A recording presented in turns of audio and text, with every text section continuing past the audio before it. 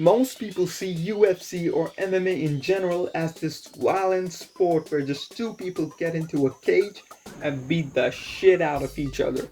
However, all combat sports are violent, and you can argue that mixed martial arts is the most violent combat sport.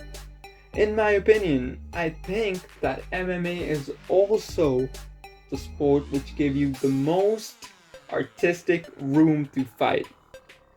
Alright guys, my name is Righty Southpaw, and I think that mixed martial arts is the most artistic sport out there. Period. And here's why I say it. The sport has the freedom to express yourself in pretty much any discipline, and if you can understand the right way of using your particular martial art, you can be effective.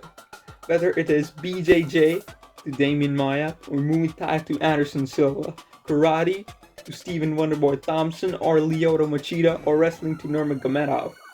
These guys, though, are kind of one-dimensional, but these are the most artistic people in MMA history because they use their set of skills so well to dominate over every single fighter that's in front of them. Now, I'm not saying that sticking to one particular style is artistic. On the other hand, if you look at guys like John Jones, GSP, or Mighty Mouse, they pretty much had the opposite approach to fighting. What they did is they pretty much mastered everything, and most of them, I mean two of them, are still fighting. And they just racked up wins after wins, W's after W's, and they were the most effective ever. That's another way of being artistic, so there is no real bounds to what you can do to be effective and or be artistic. Now, I think Joe Rogan described it the best.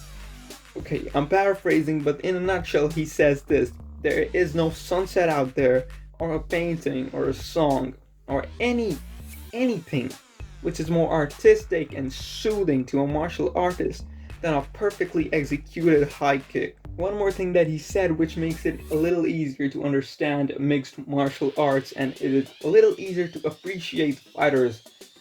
I mean, if you think about this way, like imagine you're having an argument with someone, and the more words you have in your vocabulary and the better way you're able to string your sentences together and go from one point to another point seamlessly without any ums and uhs, you will be more effective in the debate, and there are more chances that you win the debate rather than the person who just says a lot of words without stopping.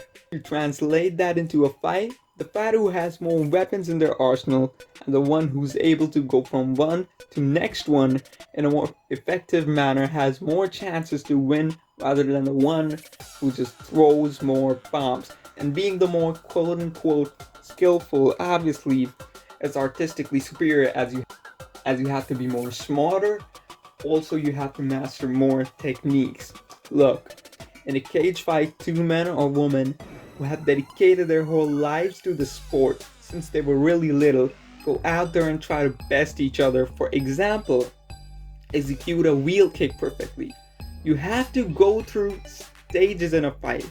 You start with feeling your opponent's movements out and so on and so forth. You figure out your range, then you start setting your kick up with strikes and subtle movements. And the slightest mistake will cost you the fight. You will probably get knocked out. However, when you actually land that wheel kick, not only that you have personified your own hard work through the camp you did and through the fight, you also bested your opponent's hard work, which is, you have to appreciate that, don't you? And if you cannot appreciate that, well, then you're boring. What I'm trying to say is, it's hard, man. It's really very hard to go out there half naked in front of the whole world inside a cage to fight with no guarantee of success. And every little movement you make will have a consequence. That's art. People, that is art. Okay guys, be nice in the comments. Subscribe if you like this video. Drop a thumbs up and don't call fighters meatheads because that's mean. There. they're smart. Okay, now I'm just trying to make the video a little longer. You know, I'm kind of like Francis and Gunn because my nickname is Manu. Okay, I'll stop.